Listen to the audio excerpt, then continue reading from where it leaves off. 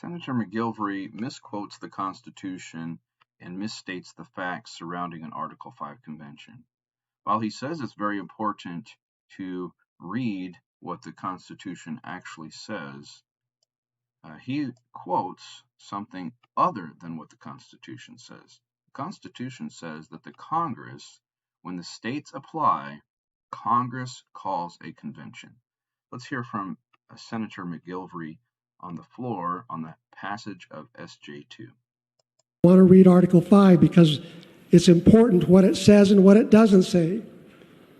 Article 5 says the Congress, whenever 2/3 of both houses deem it necessary, shall propose amendments to this Constitution, or on the application of 2/3 of the state legislatures shall propose amendments to this Constitution, which in either case are valid parts of this Constitution ratified by 3/4 of the states or in conventions of 3/4 of the states, whichever mode Congress shall choose. This says that there's... Notice that because Senator McGillvray has misquoted the Constitution, he is going to then make a misapplication of the Constitution. The Constitution does not say that the legislatures, upon their application, can propose amendments. Quite the opposite. On the application of the legislatures of the 2/3 of the several states, Congress shall call a convention for proposing amendments. And because he's misquoted the Constitution, now he's going to make a misapplication. Two ways to propose. Congress can propose, and they proposed all 27 amendments. And it says the states can propose.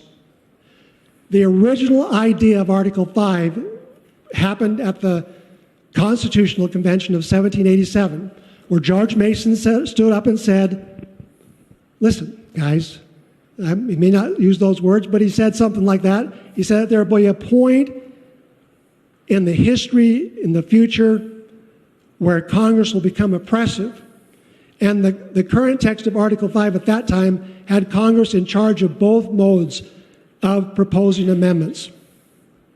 We could apply, but Congress would propose the amendments. So the point here that Mason said is that we have to have a dual process.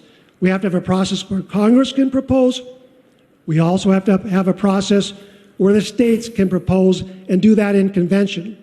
So the idea of a convention to propose amendments is a congressional bypass. That's why Congress can't control this convention, among other reasons.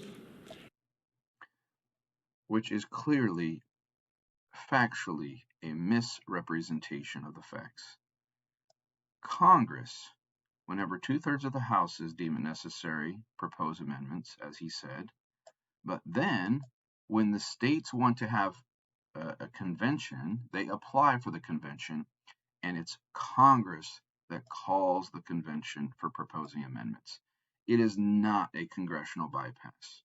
And while he wants legislators, when they're passing an Article 5 convention call, to know this, he also knows that that's not true, because in his own Delegate Limitation Act, which is Senate Bill 211, he admits this very fact.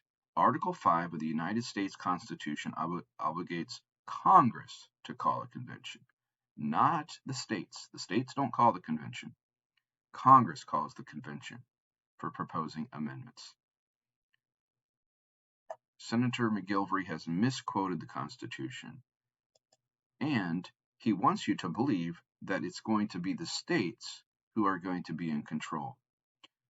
The Supreme Court has ruled, as a rule, the Constitution speaks in general terms, leaving Congress to deal with subsidiary matters of detail, as the public interests and changing conditions may require, and Article 5 is no exception to that rule. This is from Dillon versus Gloss, which was an Article 5 case, and the Supreme Court has said that it is up to Congress to fill in the details where